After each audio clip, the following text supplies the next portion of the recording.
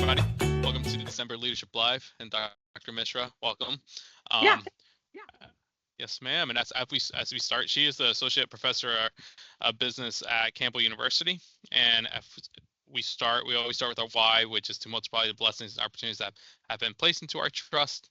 And then going to this year, we are wrapping up Q4 with leadership and culture alignment. Looking through the numbers and looking through this year, we have possibly after this meeting ends, I'll go back and look at the numbers, but we could have potentially 17 people who've completed all 12 sessions. I know we are in a cusp of 25 total participants who have gotten either 10 or 11 sessions done. So go back to those YouTube links, reach out to marketing, find out which ones you're missing so we can have that number jump up to close to 30.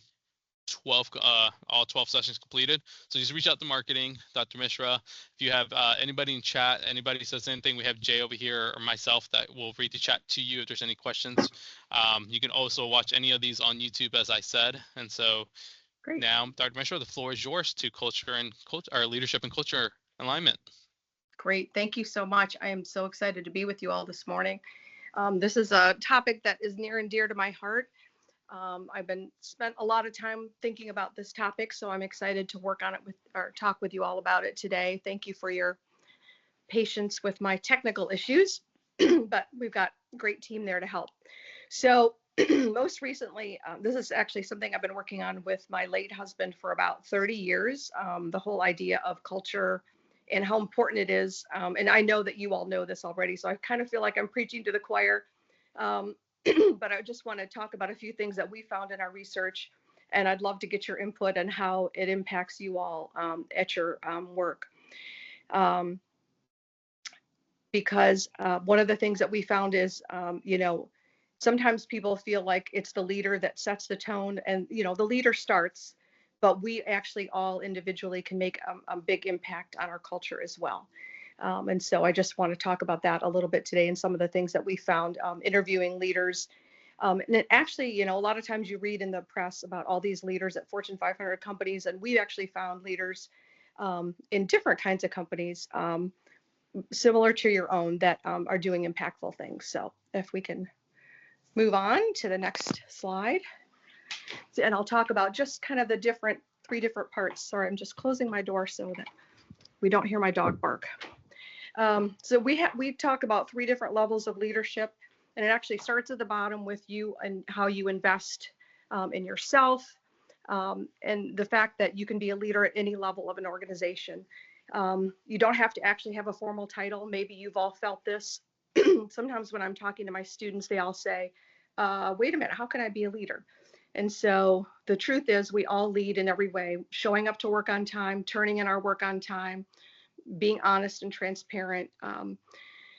And so we're going to talk about that in a little bit more detail. And then we lead when we're in teams, whether we're the team leader or we're part of the team and working together, and then ultimately leading the organization. So we'll talk about those three levels and how they all work together in building culture. The next slide, please.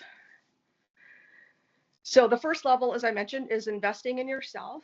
And so to me, it's all about how you show that you are trustworthy, because the truth is, and I'm sure that you've all found this yourself, that that's the way that we build relationships with other people and get promoted and build those bonds around other people, is showing that we can be counted on in different situations. So next slide. So we actually, the most recent book that we wrote, we actually named Intentional Leadership, and we did that on purpose because one of the things that we found is it's really easy for us to just go to work every day and kind of mindlessly do the things we have our to-do list, right? We check off, oh, I need to do this, oh, I need to do that. But we don't necessarily think about the way that we do the work and how to be intentional about it and make sure that we're saying, well, I need to check in with this colleague. Am I doing it in a way that is respectful or kind or thoughtful, rather than, sometimes we just bark orders at each other without really meaning to. So it's all about, being intentional about it, and using what we call the rock of trust. This is something that we've talked about and done research on for, like I said, over 30 years. It actually started in my husband's dissertation, and I know he wouldn't mind me sharing this. When he did his dissertation and interviewed people, he called it the crock of trust. And because he ordered it, he thought competence was the first part. And so I was getting my MBA while he was getting his PhD, and I kind of teased him a little. I'm like, that's not really very like uplifting and powerful to call it the crock. So why don't we just rearrange things a little bit? Plus, I don't know about you all, but I kind of think reliability is the first thing we can prove to other people. And so I like reliability first because I can show, that I can do things. So that's how we came up with the rock of trust. So next slide.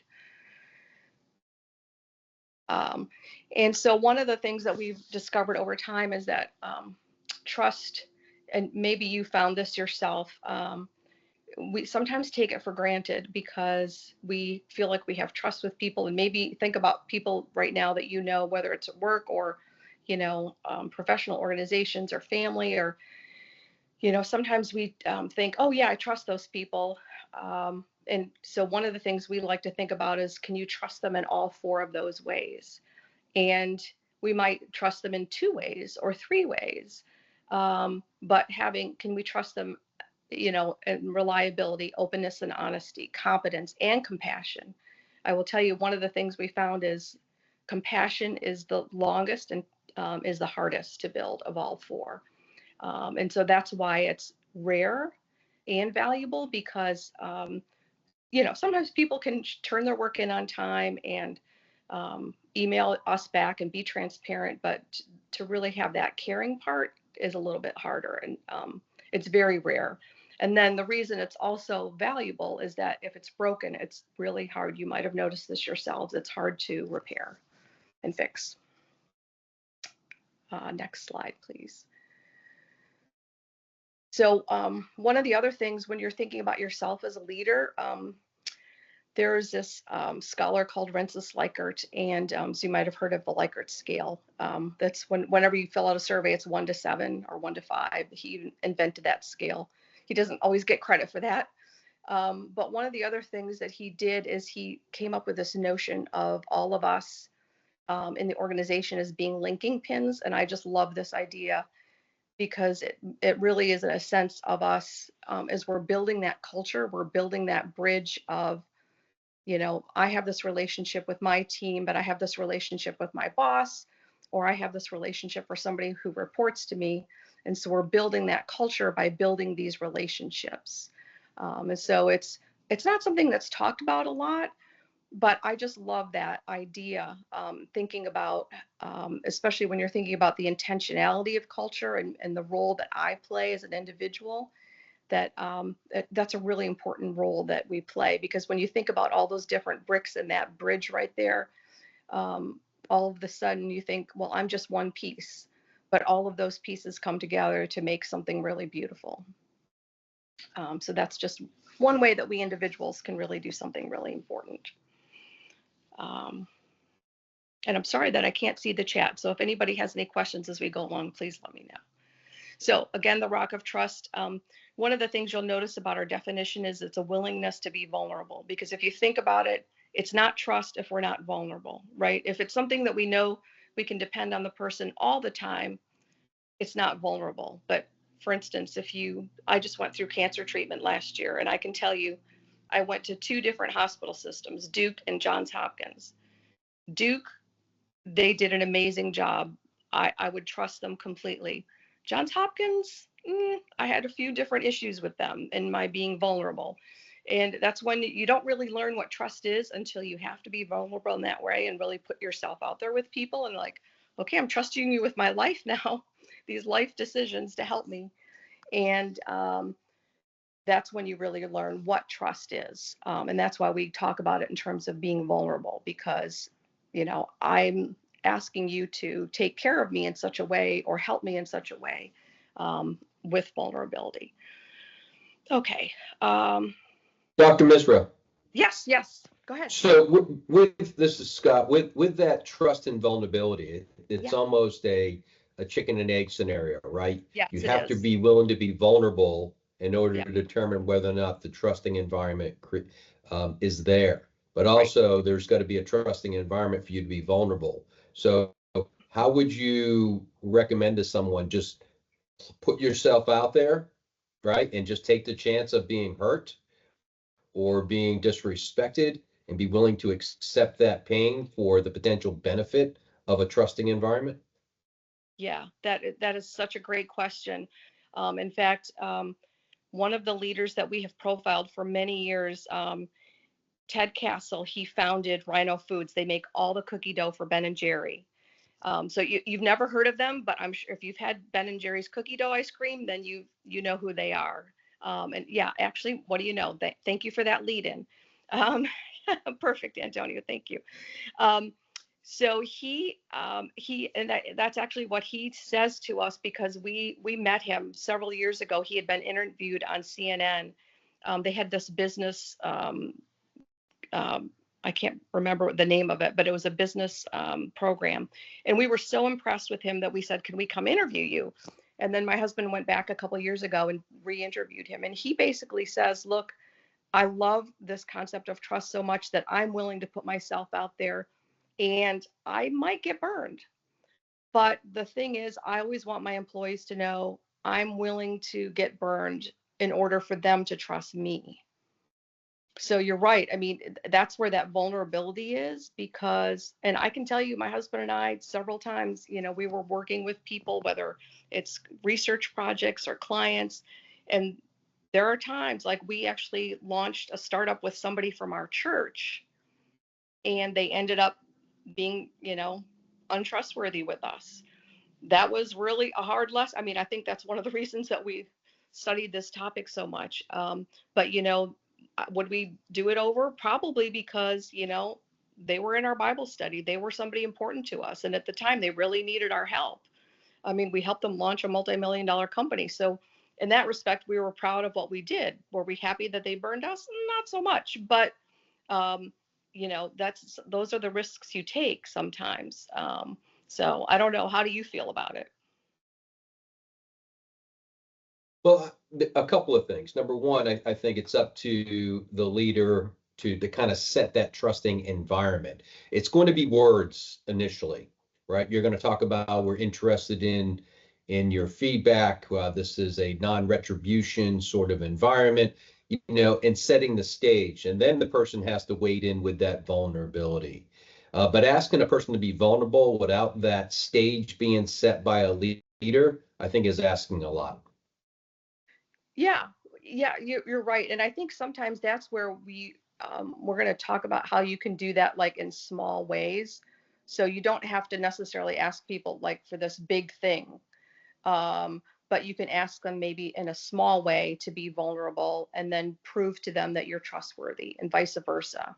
And I think that's really how you can end up building that trustworthy culture when people see, oh, they asked me for this, I did this, they came through. Okay, now we'll take the next step. So I think that that's probably a one way to overcome that is, to take those little steps that build to the big things. Does that make sense? It does make sense, and it reminds me of a saying from Patrick Lencioni who talks about you got to be willing to enter the danger, right, Yes. and get into those very vulnerable situations, and also be willing to have conflict. That's part of Yeah. building the trust as well, is not having that fear of Yes. conflict. That's very true. Yeah, yeah, that's true. Yeah, thank you for asking. Okay, we can go on. I could talk about TED all day, but we'll talk about some other things. So, I just wanted to share one exercise that Ted came up with that you can all do in your offices, in your teams when you get back to work. So it's actually kind of a mini version of something that we worked on with Microsoft as well. One of the teams at Microsoft we worked with, Ross Smith, he had 80 people, two teams of 80, and he was determined to build trust with these two teams of 80. And so one day he went in there and he said, and of course it's Microsoft, so they have much better computer capabilities. They like, okay, we're going to design a computer module where everybody can write in their top 10 ways they build trust.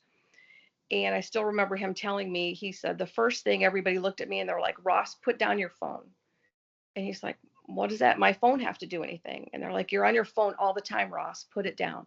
It makes us feel like you don't care about us. And he's like, but I'm busy. I'm the boss. I need to be on my phone all the time. And so for him, that was like a real wake up call as to what's a trustworthy behavior. So they have this kind of rotating top 10 thing. Every time they go in a meeting, here's the top 10 ways we all agree to be trustworthy with each other.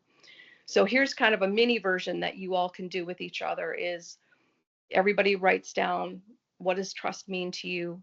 Pair up with another person, see what you have in common, pair up with another pair. And you can do your own kind of list of things of what does trust mean to us as a team. And then it can become your own set of norms that you all agree to work with. Ross said for him, using it at Microsoft, it really helped them reinforce, hey, they kind of, to get back to your point, Scott, about how do you, develop that, they all started calling each other out when they saw. So if they saw Ross on his phone, they're like, Ross, you already agreed you wouldn't do this in a meeting. Put your phone down. And he was like, oh, that's right, I did. I'm sorry. And he put his phone down. So if they saw somebody not sharing information or not following one of those norms, they started all holding each other accountable.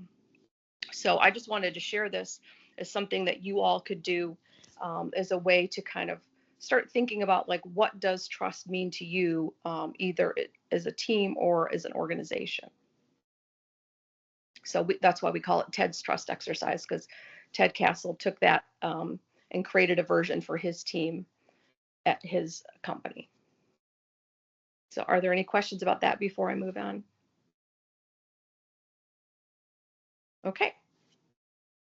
So just some things to talk about. So we've talked about this a little bit. How do you evaluate others when you're trying to decide they're trustworthy? I mean, so that's actually how we decided to come up with the Rock of Trust, is kind of a proxy, because so many people say, oh, I know what trust is, but it means a lot of things to a lot of people. So we really wanted to kind of condense it into what do those mean? So thinking about those things, are there any things that you prefer out of the four? Do you think we can all master those? And then do any of you feel like you're linking pins? So do any of those sound like things that anybody has any opinions about? Do we have time for questions, Antonio? Okay.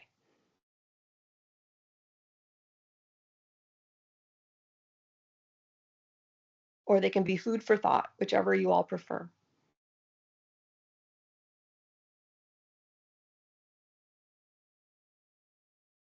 I know here in the Rosewood culture, something the EMT team talks about is like that linking pins, where you can be a leader no matter where you're at and what seat you're in.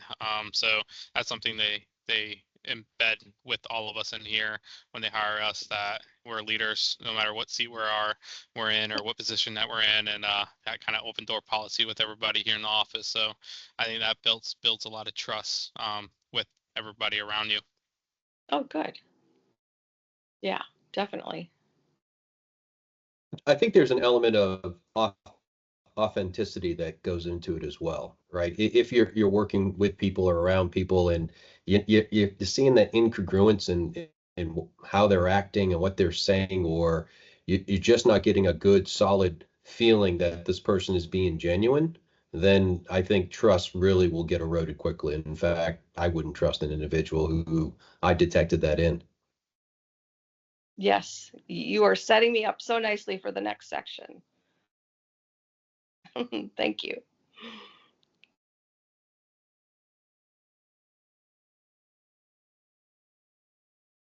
Yeah, this is Chandler. I think your third question is critical. I think that we've gotten to a place where we expect everyone to be able to perform all the elements of trust in an equal amount all the time, and that's just not reality of what can happen, and especially when conditions change, and that it's hard to do all four. It's really hard to do all four in all conditions. So it's always going to be shifting, in my opinion. So. That's a good point. Yeah, I think it is. I think you make a good point. It is hard to do all of them. I think it's more of, and I think some of us naturally maybe lead from one of those four to the other. So for instance, my husband and I would always say, like, he was a very open person. So um, so you could see whatever he was thinking, he would, I, t- I've known him, I knew him since high school. So I would tease him that he was a blurter, so that he was always the open, transparent person. And I'm always a little bit more reserved. So I'm the like reliable and compassionate one. And he was always a competent and open one. So, I think we all have our individual ways that we lead initially, and then kind of other things that we can back up with. So yeah, that's a good point. Okay, well, we can move on. Because I probably over prepared, but that's okay. We'll get through as much as we can. So yeah, Scott, to your point, actually, one of the things that we, in our subsequent research, we realized is that you can't be really a trustworthy leader if you don't have this foundation of what we call each.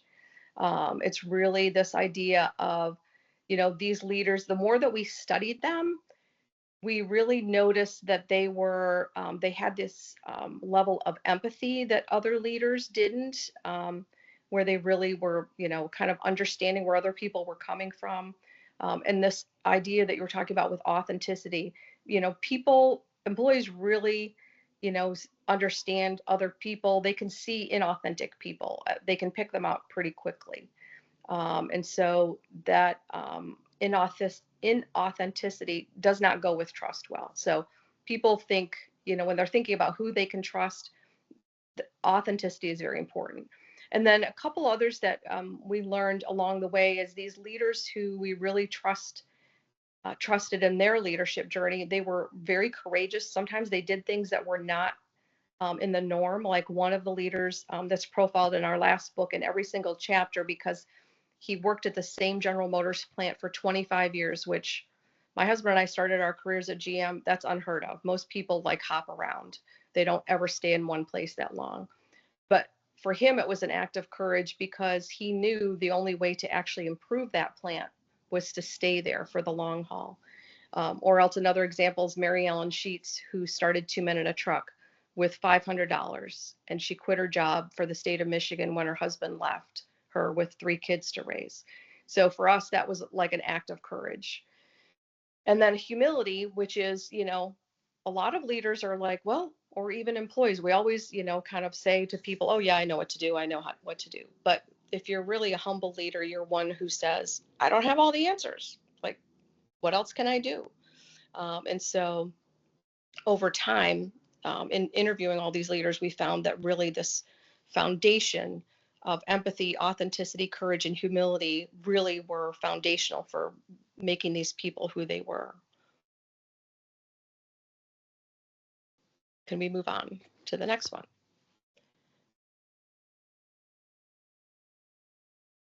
So yes, so not all of the leaders had each of these things together, but they might have one or the other or some combination. But one of the things we just noticed is that they just, a lot of them had different parts of these. And so that's why we really felt like to be a trustworthy leader, you need to have one or all of these parts. Could we move on, please? So this is Larry Stimpert. So he's actually the president of Hampton-Sydney College in Virginia, and who was a friend of my husband's for many years. And so his example was just a silly one, but he'd walk by a building with his boss and it was leaking, and he was like, all you have to do is just fix the leaking roof, and people will just, it's an act of empathy. Like, people will notice that and they will appreciate it. And sometimes it's just those little things that show you care. And so that's always been my question. Can we teach empathy? So I'd love to know what you all think. Is that something you can teach, or do you think that people are just born with like this sense of empathy, or do you have to go through things in your life in order to develop a sense of empathy? I'm not really sure, but for him, he was like, well, I can see it he can see it. I want to do something about it, but he can't quite bring himself to do it. So that was Larry's example of empathy. So if we can go to the next one. Um, so that's my husband. He, at the time of his death, he was the dean of Towson University's College of Business and Economics.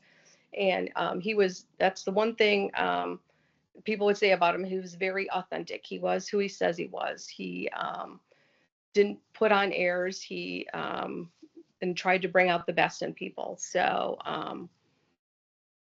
okay, if we can go to the next one. So this is Jenny Meyer. She is one of the leaders profiled in our book who started a company after her son died from suicide. She just decided to start her own company in an area that she was not actually the expert in, but she hired a bunch of people who were the experts and brought them all together to start this company. And so, that's what I'm talking about with courage. Sometimes leaders, they do what they need to do. They're in a circumstance and they just, they do what they need to do. And then the last one so this is Bob, humility. So Bob is the leader who is in every one of our books and then in every chapter in our latest book, because he was the General Motors leader for 25 years it's a plant right outside of Cleveland, Ohio called Parma. And he was the most humble General Motors plant manager we ever met. We always say he was the best boss we never had, because if we had him at General Motors, we might have stayed. But he was a very humble guy. Like, he worked there the whole time, but he would still walk around his plant to 5,000 people and say, hey, you know this better than I do. What should we do? How should we change things? And he had an open door policy that allowed him to, get new ideas from people all the time. All right, next. So what do you think about this foundational idea of all these different aspects? And if I'm missing something, let me know. I'm happy to know that too, because I'm writing a new book chapter on this right now. So if I'm missing something, I'd like to know now before I finish the chapter.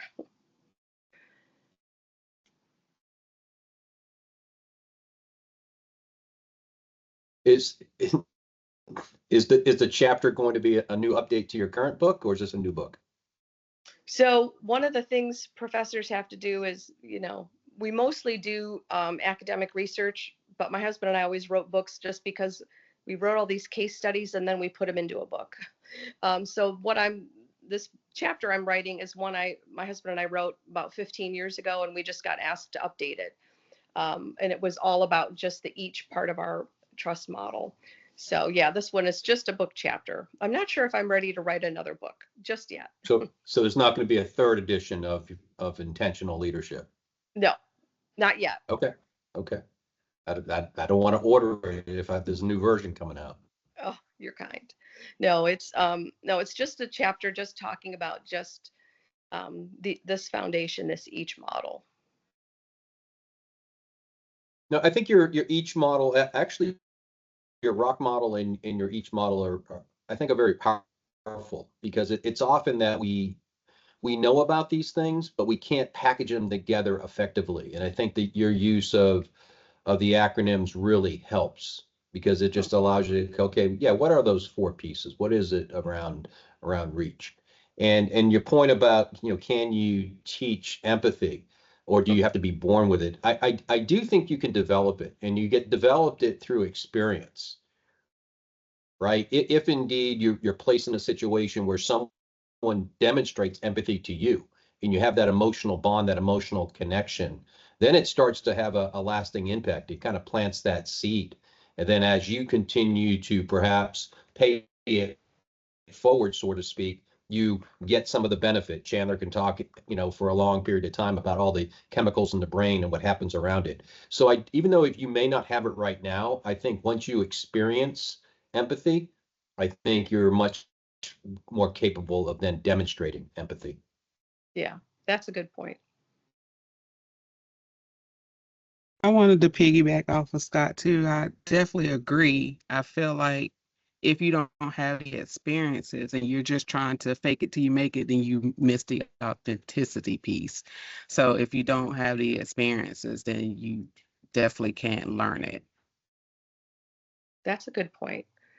Yeah, yeah. We've probably all seen people who tried to fake empathy, and we can probably see that. Yeah, that's a good point. Yeah, thank you. Anybody else?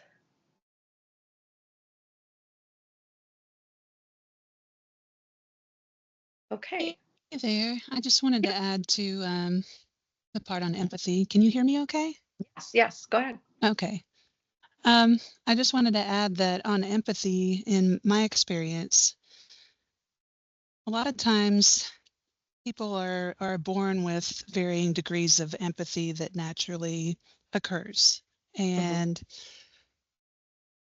to that point, I have two children, and one of them has a lot of empathy and the other one has a lot less. So I've had to work with him to develop empathy. So asking questions like, well, how do you think the other person feels when you do that? And so that's helped a lot. So I think it can be developed if it's spotted early on.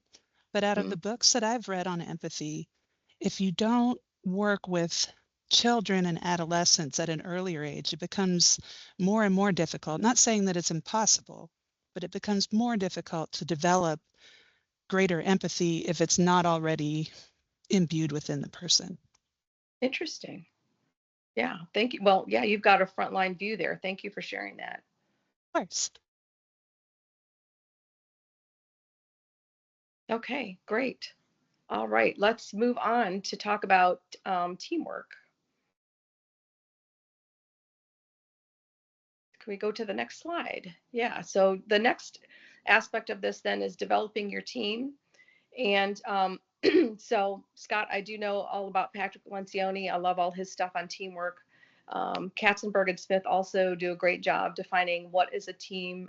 So a number of people with complementary skills who are committed to a common purpose. I think that's the big thing. And I actually do work on strengths as well. I'm a Gallup certified strengths coach. So I always like to think about it in terms of how can we, use our strengths together to be an effective team. So if we can go forward. So as you all know, again, preaching to the choir, so much of our work is done in teams. And so it makes it so important for us to understand each other better. I've just found that the more we understand each other better, I think the more effective our work is in all of these different kinds of teams that we do. Next slide, please. So one of the things that we found in our research is that really using that rock of trust in our team, in addition to having a common goals, because that's really important. Unfortunately, sometimes organizations, have individual goals instead of team goals. So whenever we can have team goals, that really reinforces great teamwork. But also this idea of shared leadership, which is a new kind of thing to think about. Sometimes in teams, we just let one person kind of say, here's when we're going to meet, here's when our things are due, have you turned in all your stuff?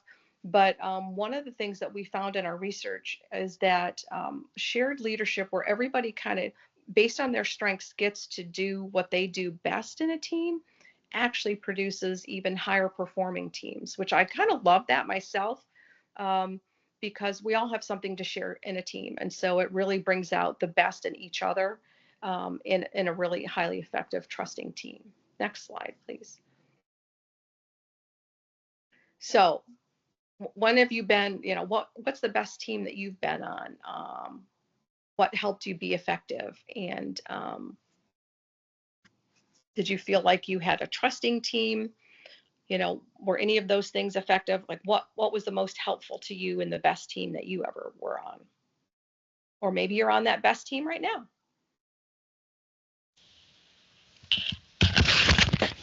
I'll chime in. Yeah. My name is Jay. I work with Antonio in marketing, and I will reflect what you said. I would say my current team now is the best team I've worked on, Good. and I would say it's really powered by like collaboration, open communication, transparency, all that stuff kind of intertwined. And, we're always helping each other out, delegation when needed. Just I lost you, Jay. Or were you done? That's great. Yeah, okay. I think I hit the mute button. But yeah, you got the pretty big gist of what I was saying, just that Yeah, open communication, helping each other out when needed. Yeah, collaboration. that's Great great. team here at Rosewood. That's cool. Thank you. Anybody else have a team story they want to share?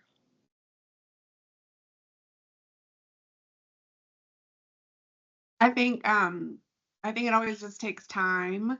The best teams that I've been on, they don't always start out as the best team. But I think the more time that you invest in it, the more time that you have to get to know each other, to, build the trust and build process and build expertise, the better the team feels. And just having more time to get to know each other, go through experiences that build trust and compassion and empathy and all those things. Yeah, that's true. What do you think makes the difference in the timing? Is it just getting to know each other or working together, or what do you think? Yeah, I think it's the shared experiences. Chandler said one time that bringing a group of people together, like at a party or something like that, isn't actually what builds teamwork. It's more like working on something together. So I think, going through adversity, trying to figure out new process, learning together, training together, all of those kinds of things is what builds the good team, and the trust. Yeah, that's great. I think what's interesting, I was actually reading something this morning from John Maxwell, and he was talking about we tend to honor the individual. We have Hall of Fames for Yeah, individual, but we don't have a Hall of Fame for teams. And right, even when teams are known, let's say the Chicago Bulls, they're known for Michael Jordan, right? right, Or the New England Patriots, known for Tom Brady. There's always right. a person there. And it's our natural tendency, I think, as a society to want to put a person at the top and not to honor a group. I think the only group that gets honored perhaps most is the Marines who put the flag up on Mount Suribachi in Iwo Jima, right? There's a monument to them. No one knows their names, but they That's true. collectively accomplish something. But it's not often that we recognize teams. And so I think by nature as society, we tend to focus and drive people towards individual achievement instead of team achievement. Yeah, yeah, that's a really good point. I taught at Penn State for several years, and I will tell you that I learned a little bit about that team thing there because Coach Paterno was the coach then, and he refused to let them have their names on their jerseys. My son's godfather played on that team, and he was like, as I said, does it bother you that your name is not on the jersey? He's like, no, because we're all about the team. I mean, it really reinforced that idea of we're just about the team. So yeah, that's a really good point. I wanted to add, just kind of piggybacking off what Jay had said. Um, my experience here has been great as well. And also to Kelly's point, I think a lot of that kind of comes from building the rapport, but especially when the team is just encouraging one another, it kind of like uplifts people to feel more empowered to do their work well, because we're in it together, right? We're not just doing it for our own individual, you know, uh, goals or whatever, but we're collectively working towards something together as a team. It's great. Yeah, I mean that does make a difference, doesn't it? Yeah, to have that feeling. That's great. Good. Okay. Antonio, I don't know if you got my message to for us to be able to skip now right to the last part of building the culture of trust.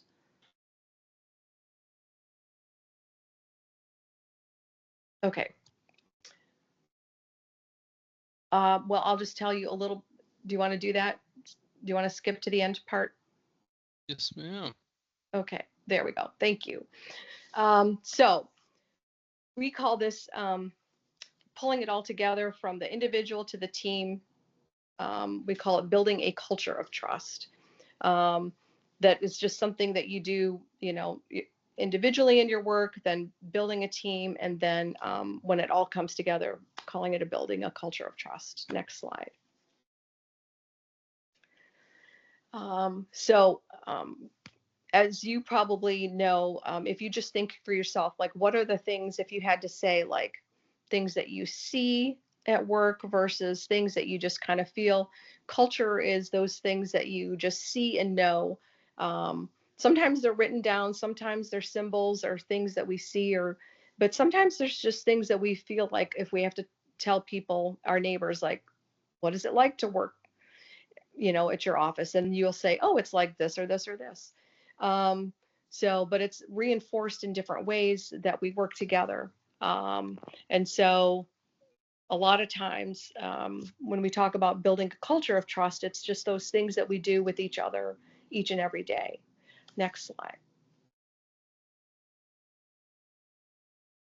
And so one of the things that we found in following Bob over his career is that it really matters because you can actually make your culture of trust last.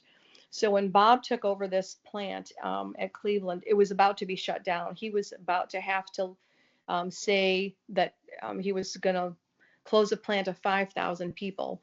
And for a plant in Cleveland, Ohio, to lose 5,000 jobs, that would have devastated that community. And so he was really actually very determined not to do that.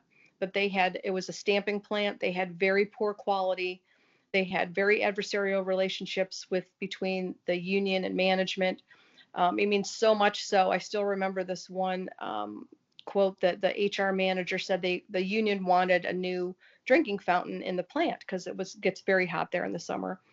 And so the HR manager at the time put a new water fountain in the plant. And it was this big deal. They were unveiling it. And then they went to turn it on and there was no water. And the HR manager said, well, you said you wanted a drinking fountain. You didn't say you wanted water. And as soon as Bob heard this, he fired the guy. And Bob is not a firing kind of a person, but he was like, that was indication to me that this guy was not going to be here to build the kind of culture I wanted to build, because that is exactly the opposite of how I wanted to treat people. And so what Bob ended up doing over that span of his career was improving quality, keeping all those jobs. And it's now the best quality for stamping plants in all of General Motors. And people now emulate everything that they're doing. And Bob has since retired. And so that's why building that culture of trust matters, is for the continuity of the organization, to keep it going, so to preserve jobs, to build that sense of community. Next slide. So there's so many things, so in that case, they had the competitive advantage. He actually taught the union employees how to bid for new business, and they ended up winning it because he wanted to get them involved in, being responsible for their own jobs. So it improves sales, customer service, innovation, profitability. I mean, there's just so many positives that you get from it, in addition to, of course, having a positive culture. Next slide. Sorry, I need a little bit. So one of the other things that we found in our research is that there really are differences between cultures of trust and cultures of distrust. So this whole idea of open communication, I mean, Bob really taught us this whole idea of the open door policy. In fact, we kind of tease him that the way all of this started is we wrote a case study on Bob, because we just kept thinking if we'd had a boss like him, we would have stayed at GM. And we know it's true because we were visiting him writing the case study, and somebody came in to talk to him, and he's like, okay, guys, you need to leave my office, go sit in the hallway. And we're like, but we drove 4 hours to see you. He's like, too bad, open door policy. You got to leave now. You can come back later. And so, our egos were a little bruised, but we were like, well, he really means it. Like, open communication, this is very true. So the whole idea of having that open communication and building that employee engagement, having that innovation and collaboration, of course, ethical behavior. I mean, all those things that you're really looking for, versus all those things that, of course, are the opposite in a culture of distrust, that, anybody would want in their organization. Next slide. So one of the things, sorry, that I was saying earlier is, one thing is those small wins, right? Don't feel like you have to go to the moon. Excuse me. But do little things that help people feel like, hey, we're making progress. We're moving towards the goal. Those can really be effective. Listening, I will say that whole idea of that open door policy for Bob was him all about listening. And he really, really did that well. I've already advocated for strengths. That's one of my favorite. And the other thing that we found Bob doing that a lot of leaders don't always do, is, at least it was our experience at General Motors. Like, I had a boss who would rewrite my memos and put her name on them. So when I saw Bob, that always kind of irked me a little bit. But then here was Bob, like, things that would go well, he would share credit. He'd say, oh, well, Joe did this, or Steve did that, or, the union did this, and especially sharing credit with the union, when that wasn't a popular thing to do, in the 80s, at General Motors. So all those kinds of things, were definitely, things that we found in our research and building a culture of trust. Next slide. So what would you add to that? What other things would you add to building a culture of trust?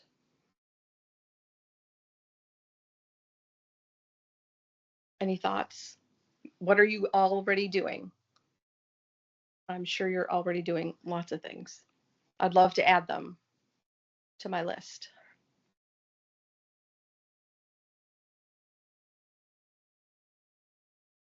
Well, we Actually got a, sorry, we Good. have like a meeting every week or about every week to kind of go over the lay of the land in terms of the company and to kind of include everyone into how things are going. So that's pretty interesting to kind of hear about what's happening around the company. Yeah, that's great. well, trust for me, I come from a military background, so a lot of trust is built through adversity.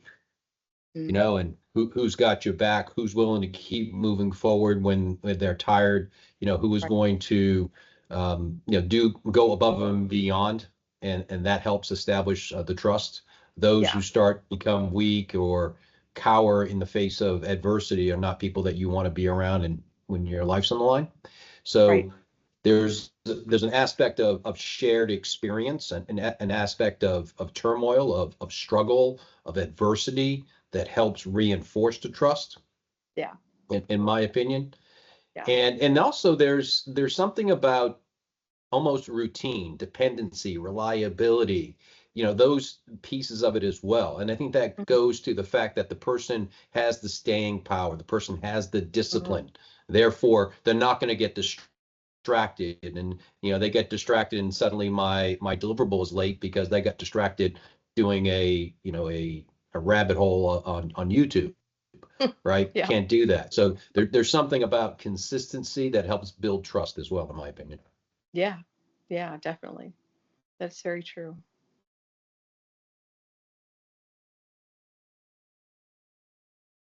Dr. Dr. Mishra, Mishra, I do have a question though. On your previous slide, you talked about strength finders. Yeah. Or Clifton strengths, whatever Yeah. word they're going by, or definition. Yeah. Changed it. Yeah. Actually, like we have our names here on our teams, profiles, that they actually put down what their DISC profile is, or what their working genius profile is, or even their Myers-Briggs. It's almost a vulnerability sort of scenario, but it's really built towards how do we maximize the strengths of the individuals of the team. And you can't maximize the strengths unless you know what they are. True. And so it's part of a communication mechanism. Don't know if you have any opinion on good or bad or doing those sort of things. Well, I mean, so I did the mini strengths training about 10 years ago, and then went back a year and a half ago to do the full Gallup strengths certification, because I see how it transforms organizations. I use it. I teach in the American Bankers Association. They have a summer graduate school every year in Philly in the summer. And I use it with their 240 bankers. And you just see the transformation in people in terms of their confidence level, how they work together in teams, because all of the sudden they understand each other in a different way. Because it's one thing to understand each other and working together and say, oh, so and so maybe is a morning person, or so and so is a, not a morning person. But to really understand, like, my top strength is individualization. So, which is, I can see the strengths and appreciate and bring out the best in everybody, because I know what their strengths are and can help them uncover them. But I also have one that's called relator, where I can easily, quickly build rapport with people. And so when people can see what my strengths are, then they can say, oh, okay, so we want Karen on our team because that relator strength is going to help build glue in the team quickly, because she can see people's strengths and she can communicate with them quickly. So she's going to make sure everybody feels connected on a team. So yeah, that's why one of the reasons I love the strengths, because then you can see, why people are the way they are. I also have achiever, which means I like to get things done. And sometimes people are like, what is wrong with her? She has this to-do list for everything. Yes, I do. And if you want to get stuff done in a team, you want me on your team, because I will get stuff done. And so for some people, they're like, oh, we have time. It's next week. It's next year. But I'm like, can we start today? We may not get it done today, but can we start today? And so it's just knowing that about each other. And yes, it is vulnerable sometimes. Some people might think, oh, it's a vulnerability. But I love knowing that about other people, because I know if I'm the to-do person and you're not, that's okay. Let me take care of the to-do list. You're going to have something else that you bring to the team, and I'm going to let you go with it. So that's one of the reasons I love it. And by the way, they renamed it Clifton Strengths because Don Clifton created it, and his family wanted to honor him in that way. So yeah, what other questions do you have? Because I know we're near the end, so let's just open it up to Q&A. Not so much a question I have, but kind of to me, almost a prerequisite. So I think you can train people to build teams and utilize all these tools and strengths and put them together. One of the things I've become more focused on, and one of the reasons we hammer it home here, is if they won't set values out that they operate by so they can be judged against, and they won't put a purpose out that, again, is out for everyone on the team or within an organization to see, then their ability to morph or bend or change who they are in order to try to meet some next waypoint, I don't have much faith in that person, because they could play the role of all these things, but if you can't come back to me and say, Chandler, you're out of alignment with what we have on the wall here, and you're not multiplying the blessings, I don't see it being lived out, then I think you're setting yourself up, to be honest, for a lot of people who are very good at sort of playing the role and not actually fulfilling the role. Yeah. I see it almost as a prerequisite of, you tell me you're a leader, you tell me what you stand for and how you operate, and then we can see how the team goes. Otherwise, my radar goes up pretty quickly on this. Yeah. Well, I think that's very easy for you as a team to use those values in a couple of different ways. One, when I was talking about earlier, but it's the team trust and building the norms to go with those values. But also you can use your strengths in that way and say, how do my strengths apply to this? Because when I teach the strengths with my MBAs, I have them actually apply it to Bible verses. And what is the Bible verse that actually reinforces your own values and your strengths together? But I also have them do it in terms of, how do I add value at work? So that'd be a very easy thing to tie into the values of your organization as well. Because, and then, and just there's one other tool that I've recently learned about, from a professor at UVA, the University of Virginia, Mary Gentile. It's called Giving Voice to Values. It's a very powerful tool that helps people figure out what their own personal values are, and then they can figure out how those integrate with the organization's values. So and that gets back to that idea of authenticity, so that you're not being fake, like, oh, sure, I share your values, but no, it forces them to actually say, here's my personal values, and this is how it dovetails with the organization's values. So I totally see what you're saying. Yeah, I think another question I challenged a couple of leaders recently on for sure is, what's the difference in being a manipulator and a positive influence? They're essentially the same thing. And so how do you judge whether or not this person is a positive influence or a manipulator? And I think without putting something out there that is subjectively out there to be judged against, it's pretty hard to distinguish. And so it's oversimplification, I'm sure, but a manipulator versus a positive influence is one that everybody says you shouldn't manipulate people. I said, what if you're manipulating people for a good reason and towards a good goal, and to utilize their strengths and reveal their strengths to them? Well, then you're a positive influence. Well, yeah, I was going to say, I guess that's your motivation, right? I mean, is your motivation towards what's our goal as an organization or as a team? Is your heart in the right place to help people become better? So to me, I would think, a manipulator just sounds, that's kind of negative, right? So hopefully if people have the right motivation and they want to help people become better, and to be fair, an organization has to have goals in order to succeed and keep going, right? So, I mean, that's a fair thing for an organization to have. And I think it's fair for a leader to say, I want to help you succeed in your role so that our organization succeeds. Certainly, I think that's the bridge, is what is the waypoint, not just how are we going to do it and the purpose for doing it, but what are we trying to do? And then you can kind of evaluate as an individual within the team whether we're doing it. So anyway, I just want to add to that, is because kind of a prerequisite that I've challenged a few colleges on, and some folks that are training on leadership and character, is giving people tools without some compass and judgment on whether that tool is being used for good or bad is not always a positive thing to do. So anyway, Yeah. I appreciate the content. I think it's great. So.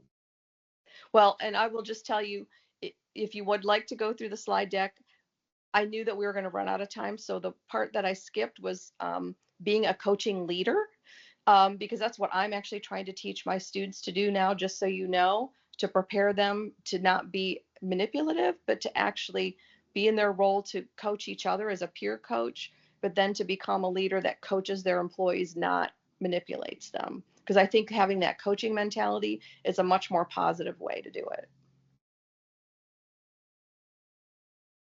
Makes you change the word from manipulating to influencing. That way you can be a positive influence or a negative influence. Because I think the word manipulate gets a bad rep, right? We assume the person is manipulating them for a negative or a bad reason, when in reality what they're trying to do is use skill to try to push them in a certain direction. That could be in a positive direction, to Chandler's point. So I think it's maybe the word use that's been causing some difficulties. Yes. Yeah, and that's why, I mean, Gallup uses that word too, being a coaching leader, because I think that's just a much more, I mean, everybody wants to be coached anyway. It's a much more positive way to interact with your boss, interact with your peers, is to help each other out and coach each other. I think people appreciate that more. So my email is mishra@campbell.edu. If you have any more questions for me, I'm happy to answer them. Well, thank you for so much, Dr. Mishra, for joining us for our last 2024 Leadership Live, and thank you for everybody who participated in this one as well. Like I said, marketing will send out for everyone who completed all 12. We'll send that out if you guys are, and we'll let everyone know who's on borderline of completing them all. So thank you guys. Have a great Christmas. Have a good New Year's, and thank you guys for joining. Thank you, Dr. Mishra. Thank you. Appreciate it. Thank you. Thank Take you. care, Antonio. Take care, everybody. Thank you.